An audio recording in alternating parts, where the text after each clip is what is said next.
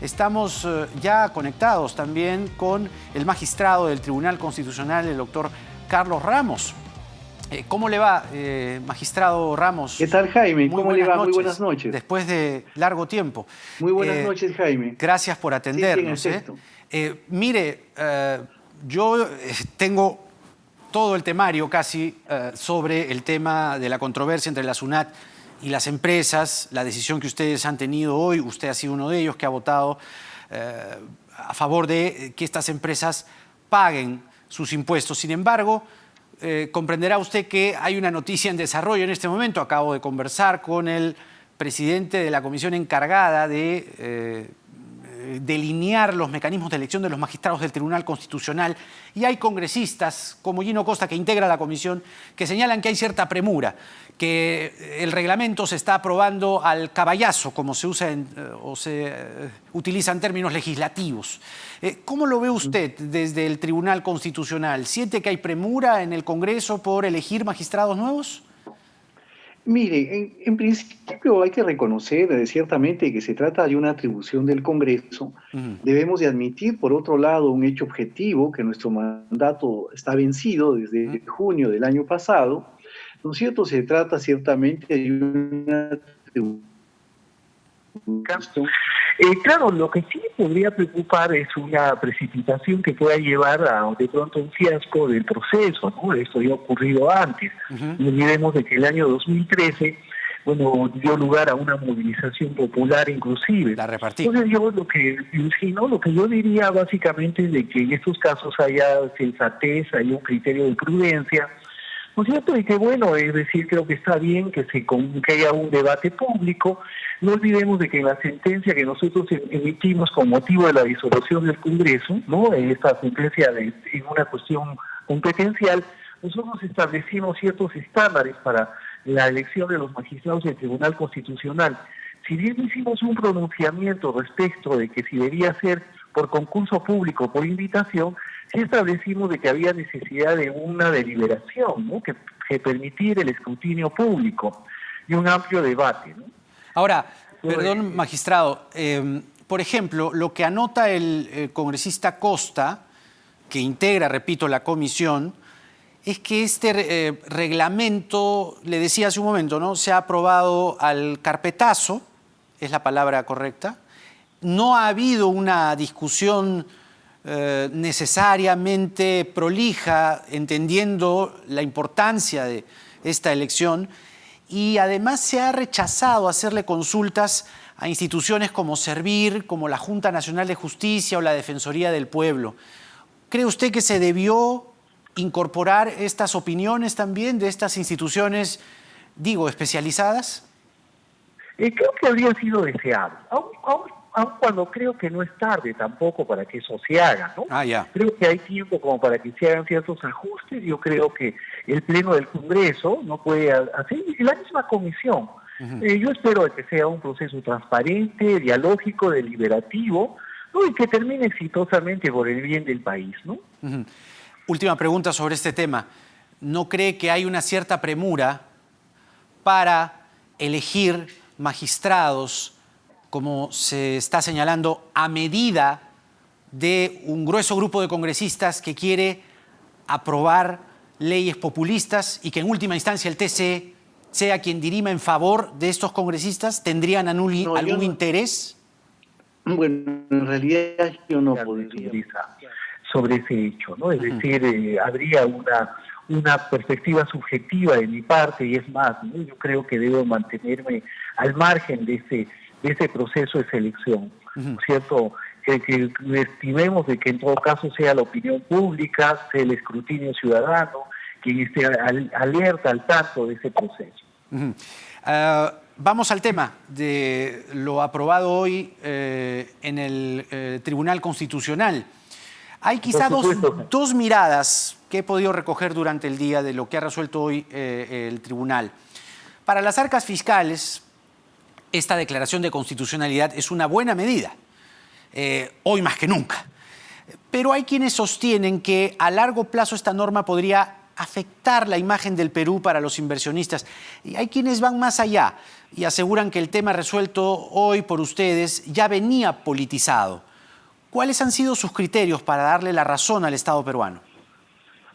Bueno, mire usted, este se trata de un proceso de control abstracto, una acción de constitucionalidad contra un decreto legislativo que fue aprobado el año 2018, ¿no? Es decir, contra una disposición complementaria que traía este decreto legislativo. Es decir, nosotros al momento de declarar infundada la demanda, lo que hacemos es una declaratoria general, ¿no?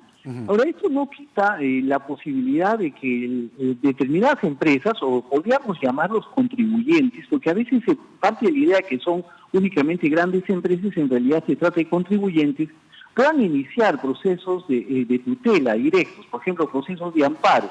Y en estos casos, los órganos jurisdiccionales, ¿no es cierto?, ya se trate de jueces de primera instancia o de la Corte Superior o del propio Tribunal Constitucional, declarar, amparar ciertas de esas demandas siempre y cuando se consideren que haya vulneración de esos derechos, ¿no? Claro. Es decir, el uso que sería de un mecanismo de control difuso antes que un mecanismo genérico de control de la constitucionalidad vía un proceso de inconstitucionalidad. De tal manera que los colegas que nos hemos pronunciado en contra, es decir, 4 de nosotros contra 2 que se pronunciaron a favor de la ponencia, es decir, estamos en una línea de que se rechaza la acción de inconstitucionalidad, pero no necesariamente los procesos de amparo que eventualmente podrían llegar al conocimiento de nosotros. Ahora, antes de iniciado el debate, doctor Ramos, el TC por mayoría dispuso la abstención del magistrado José Luis Sardón. Según Ojo Público, esto se plantea debido a que el magistrado tenía un conflicto de intereses. Una de las empresas que se iba a beneficiar con esta prescripción, que al final no prosperó, ¿pertenece al hermano del señor Sardón? ¿Esa fue la razón por la que votaron por su abstención? Bueno, el detalle es más o menos el siguiente, ¿no? Sucede que el magistrado Sardón, cuando empezó la sesión, antes de que esta sea pública, ¿no?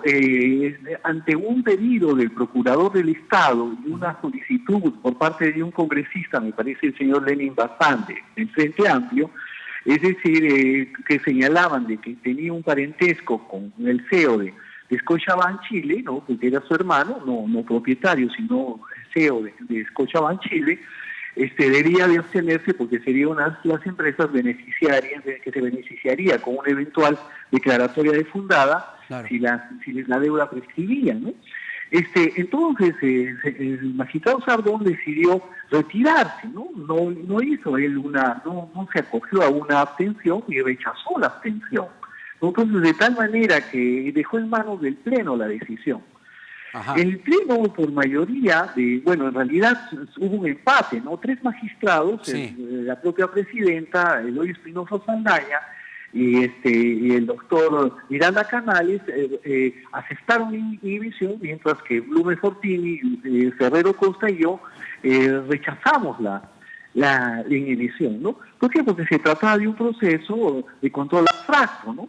Donde se entiende de que, o por lo menos en teoría, de que esta clase de intereses no pueden hallarse en juego. Ahora, pero viéndolo en retrospectiva, quizá haya sido mejor que no participe el magistrado Sardón, teniendo a su hermano, ¿no? Quizás desde el punto de vista, digamos, de la imagen pública, pero esto va a jugar, digamos, desde más allá, digamos, del tema de la imagen, a interesantes tesis universitarias, ¿no? Y además, quizás estrategias judiciales, porque más adelante si se plantean acciones de inconstitucionalidad o procesos competenciales, es muy probable que los abogados pidan las recusaciones de otros magistrados, ¿no? Claro. Es decir, por muchísimas razones. Entonces, de todas maneras, ese va a ser un caso que va martirizado, porque además fue resuelto, digamos, con el voto de privilegio que tiene la presidencia, o el voto de Minerva como la diosa griega, ¿no es cierto? Y en este caso, se decidió de esa forma. Ahora, jurídicamente es sumamente interesante, y como le digo, habrá más de un investigador que quiera adentrarse en el asunto. No, sí, sin duda, sin duda. Además, ciertamente, si es el hermano uno de los probables beneficiados, allí pues hay una zona gris que podría entenderse como un conflicto de intereses. Pero ¿es algo necesario e imprescindible, doctor Ramos, que las grandes empresas y todos en general paguen sus impuestos como cualquier ciudadano, como nosotros? Ahora, del dicho al hecho hay mucho trecho. Quiero decir, ¿qué garantías se pueden incluir o se han incluido en la decisión que han emitido hoy para que efectivamente se cobre este dinero, amén de que el gobierno invierta este dineral en sectores prioritarios para el país, más aún en medio de una pandemia? Y claro, bueno, al declarar la constitucionalidad de la norma impugnada, bueno, se deja pues libre el camino como para que el Estado, a través de la SUNAT, siga pues los procedimientos tributarios correspondientes. Ahora, también esto me permite una reflexión, ¿no? Es decir, creo que por parte del Estado, ya sea a través del MEF o a través de la SUNAT, es necesario de que con un criterio imaginativo de políticas tributarias enérgicas puedan ampliar la base fiscal, por ejemplo, a partir de procesos de acotación a empresas que se encuentran en el limbo jurídico de alguna manera, ¿no? Algo así como una especie de borderline, es decir, legal, ¿no? Empresas mineras. Leía un post de un poeta puneño, además sensible frente a los temas sociales, Omar Aramayo, Ajá, que relataba en su post de Facebook de que en Puno, por ejemplo, en la zona de Carabaya, operaban 4 empresas ilegales que extraen mineral, y bueno, sin embargo, digamos, nunca no pagan impuestos. Yo creo que también puede ser una posibilidad de que más allá de nuestra sentencia haya una perspectiva imaginativa, lúcida, ¿no es cierto?, y enérgica por parte del Estado para iniciar una ampliación de la base fiscal. Ahora, ciertamente me parece acertado, pero lo imaginativo o lo lúcido podría sonar subjetivo. Ahora, perdóneme que insista con la seguridad jurídica, porque hay expertos a los que hemos consultado que tienen cierta preocupación por la dicotomía que le planteaba al comenzar este tema, ¿no? Las arcas fiscales saludan este fallo, esta resolución, pero hay una discusión ahí, no lo quiero meter en temas de proyección económica, ciertamente, pero me refiero al precedente que una decisión de este tipo está dejando. ¿Qué garantías existen para el futuro o que en el futuro se apliquen normas con retroactividad, que es lo que varios lo han entendido, y que se emitan sentencias que puedan tener visos de ilegalidad? Se lo pregunto de otra forma. ¿Qué hace distinta a esta crítica respecto de la norma aprobada hoy? Bueno, yo no creo que se trate, en principio, que se haya tratado de una norma contraria a la Constitución. Creo que podría la norma tener problemas de carácter técnico, problemas de redacción,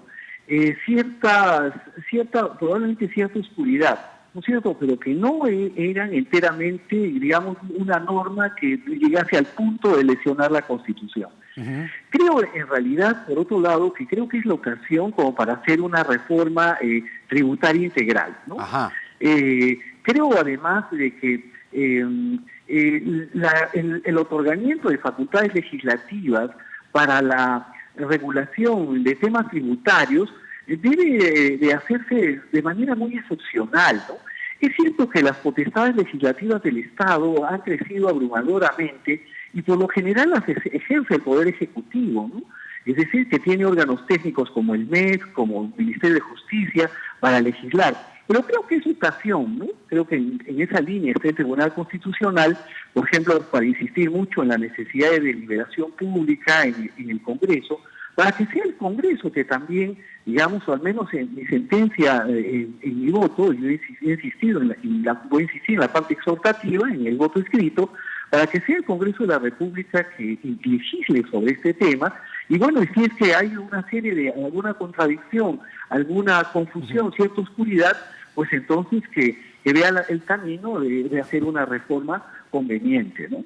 Bueno, pero desde mi punto de vista no habría una constitucionalidad, no se afectaría la seguridad jurídica, ahí está la vía del amparo, no habría una irretroactividad dañosa desde el punto de vista constitucional, ¿no? Doctor Ramos, bueno, me quedo con la última reflexión sobre una reforma tributaria. Ciertamente lo que han aprobado ustedes ha sido saludado por la SUNAT, por el MEF, pero allí hay algo que mejorar y ya eso es materia de este gobierno o del próximo. Le agradecemos mucho por este diálogo, magistrado Ramos. A usted, Jaime. Y hasta una próxima oportunidad. Un saludo. Muchas gracias. Hasta luego. Muy bien, la voz del magistrado del Tribunal Constitucional, el doctor Carlos Ramos, hace tiempo no salía públicamente a explicar sentencias como esta, ¿no? Que marcan ciertamente precedentes importantes.